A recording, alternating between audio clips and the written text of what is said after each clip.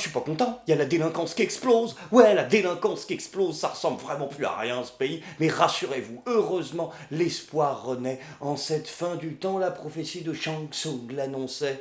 Martine Aubry est de retour. Donc Martine, on va te briefer un petit peu, parce que là, ça doit être la première fois qu'on t'entend ouvrir ton museau depuis tout. Voilà. Un retour en politique, ça se prépare, hein, donc faut pas trop faire de conneries. Voilà, concis, carré, on y va Martine, on voit ce que t'as. Il faut absolument que nous ayons plus de policiers nationaux et aussi de CRS. Non pas que je suis une fan absolue des CRS partout, mais dans certains cas... Oui Martine, mais c'est le principe justement des CRS, c'est que c'est pas pour mettre partout, quoi. On en met, mais là où c'est la merde, quoi.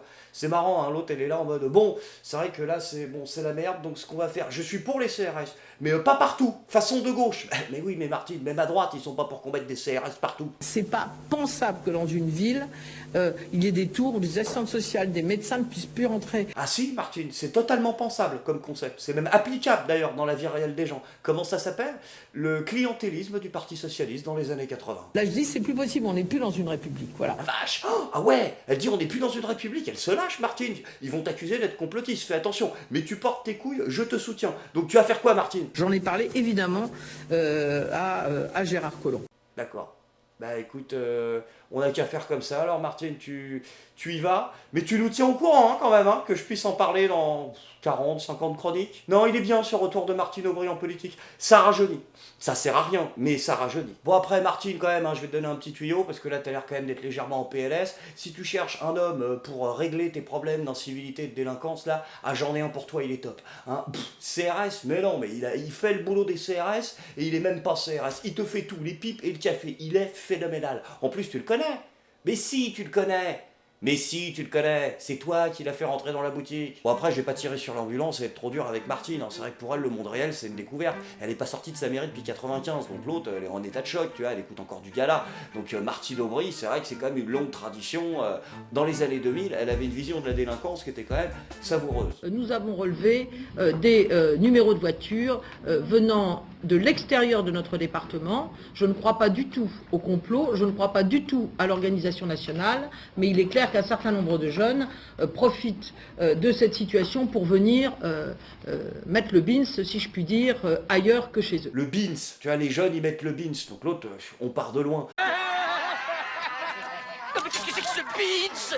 Non, ce que j'essaie de t'expliquer, Martine, depuis le début de cette vidéo, c'est que quand on a passé 40 ans de sa vie à jouer aux aveugles, il est plus que discourtois et déplacé de se permettre de pleurer. Bon après, Martine Aubry, c'est vrai qu'elle est peut-être pas déterre, mais il y en a un, par contre, il est level au-dessus. Oui, c'est Nick Conrad, tu sais, le rappeur qui a fait une chanson « Pendez les blancs ». Il s'est expliqué. Je suis pas raciste, tout court. Pendez-les tous, pendez-les blancs. C'est pas une idée négative, j'ai vraiment créé un effet miroir. Un effet miroir? Ah ouais, bah s'il y a un effet miroir, alors ça doit tout expliquer.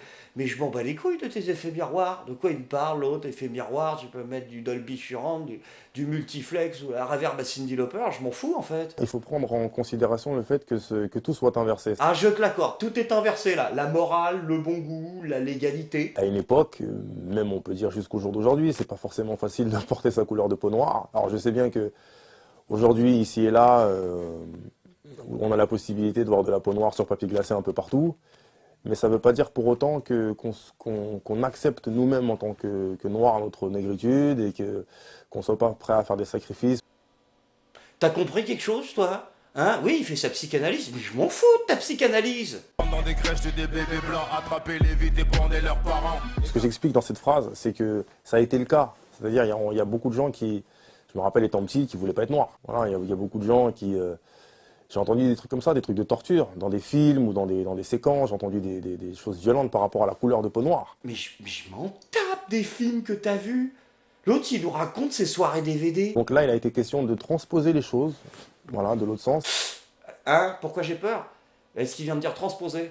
Ah, qu'un mot pareil, il est capable de nous choper une subvention de la mairie de Paris, ce con. Le rap, c'est un style artistique particulier qu'il faut comprendre. Ah d'accord, en fait c'est la faute du rap, quoi. C'est pas moi, c'est le rap, il est comme ça.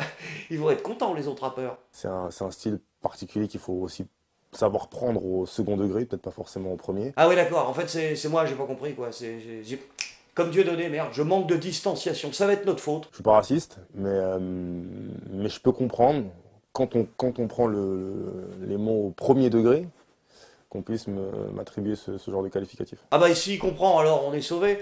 Donc ça veut dire quoi en fait? C'est dans la vie réelle, ça donnerait quoi? C'est-à-dire c'est un type, je suis pas méchant, je suis pas agressif vis-à-vis de toi. Fils de pute, hein? Oui, je te dis fils de pute, mais je suis pas du tout agressif par contre. T'es un enculé de ta mère, mais je t'aime bien. Voilà, c'est... Putain, tu dois être sympa en soirée, toi. Donc du coup, tout ça, à quoi en penser? Bah écoutez, je sonde toujours pas les cœurs et les reins, hein? Donc étant donné que tu t'exprimes à peu près correctement et que t'as l'air d'être moins con que la moyenne de l'équipe, ce que je vais faire, c'est que je vais jouer la carte je suis Charlie et je vais te donner le bénéfice du doute. Mais soyons clairs, le seul truc que je respecte chez toi, c'est que tu n'utilises pas un vocodeur en 2018. Donc bien évidemment, le clip a été supprimé, hein, comme l'avait prophétisé Gérard Collomb. Oui, je dis prophétisé parce que c'est pas demandé en fait. C'est-à-dire dès l'instant où les gens se sont vénères contre le clip, il y avait absolument aucune chance pour que Google le censure pas dans les 24 heures. Mais Gérard Collomb, il met pas en place des trucs, il prophétise des trucs. C'est-à-dire, il te dit...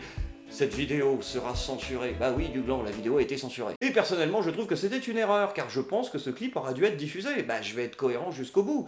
Si véritablement, je t'accorde le bénéfice du doute en disant que c'est une œuvre artistique, camarade, cher Nick, bah à ce moment-là, moi je pense que le ministère devrait diffuser sur toutes les radios ta chanson, bien évidemment, que tout le monde l'entende, que tout le monde la voit. Bah oui, camarade, je me permets de t'appeler camarade, je sens vibrer en toi l'âme prolétaire. Tu es un artiste. Donc si je te considère comme un artiste, avec le petit point je suis Charlie, bah moi je veux que tu sois un artiste qui brille, un artiste subventionné. Si tout ce que tu fais est vraiment de l'art, en tant qu'artiste, ton but c'est que ça se diffuse, ah oui, je suis bien placé pour le savoir, tous les artistes rêvent de voir leur œuvre diffusée à la plus large audience possible. Ceux qui disent le contraire sont des menteurs. Donc si tu es un artiste et que tu nous dis que tout ça c'est de l'art, aidons impérativement ton art à être connu, faisons de toi un véritable artiste, à la fois engagé et subventionné. C'est tout à fait possible. Regarde, c'est pas magnifique ça, ta prose entendue par tout le monde, hein? Bon, après, il est vrai que si de rechef tu devais croiser quelques personnes dans la rue qui ne sont pas vraiment des fans,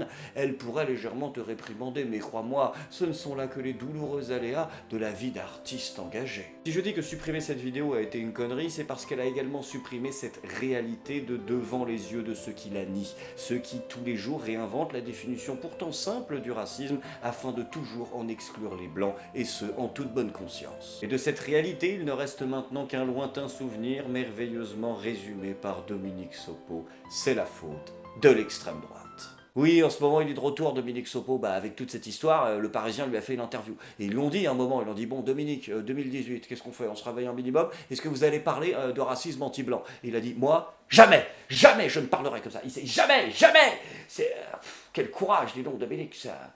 Dominique, faut que je t'avoue un truc. Tu sais, quand on a du courage uniquement pour des causes qui n'en nécessitent pas, c'est que c'est pas du courage, c'est de la connerie. Sans transition les amis, c'est maintenant le moment de la bonne nouvelle du jour qui, je l'espère, réchauffera vos petits cœurs de pierre et hermétiques à la souffrance d'une République en marche qui n'en finit plus de connaître des dérives et des problèmes judiciaires entre les affaires Ferrand, Pénicaud, Nyssen et puis bien sûr Benalla. Hein, tous ces gens sont malheureusement un peu dans le caca, mais heureusement ils peuvent compter sur un super président qui a pris les devants pour les protéger, puisque dorénavant c'est Macron qui va choisir lui-même ses procureurs. Alors, qu'est-ce qui s'est passé? Il s'est passé qu'il devait choisir un nouveau procureur de Paris, choisi par le ministère de la Justice, et que Macron, il a dit non, je veux pas. Et je sais pas, vous le dégagez des listes, le candidat. Alors, bien évidemment, tout le monde s'enflamme en criant que c'est une infraction complète, qu'on revient aux heures du sarkozysme, que c'est la catastrophe la plus absolue, la séparation des pouvoirs n'existe plus. Eh bien, permettez-moi, pour cet épisode, et une fois n'est pas coutume, de vous proposer une vraie bonne nouvelle du jour. Parce que si on réfléchit un peu, le ministère de la Justice, il est censé être complètement aux ordres d'Emmanuel Macron. Donc il est censé lui proposer des mecs qui vont dans le sens d'Emmanuel Macron. Donc si Macron, il les blackball, c'est peut-être que les rats commencent à quitter le navire. En tout cas, les Français, eux, oui, ils le quittent. Qu'est-ce que vous pensez qu'un pays qui ferme ses écoles et les prisons surchargées, qui s'apprête à construire des prisons, c'est quoi à votre avis? C'est une démocratie? Non. C'est pas une démocratie, monsieur, c'est une dictature. En marche, en marche, monsieur Macron. C'est une dictature qui se prépare. Vous êtes parti loin quand même. Non. Elle part loin. Je suis désolé de te contredire, Emmanuel, mais à la fin de la séquence, celui des deux que je vois partir très loin, c'est toi. Je suis pas content.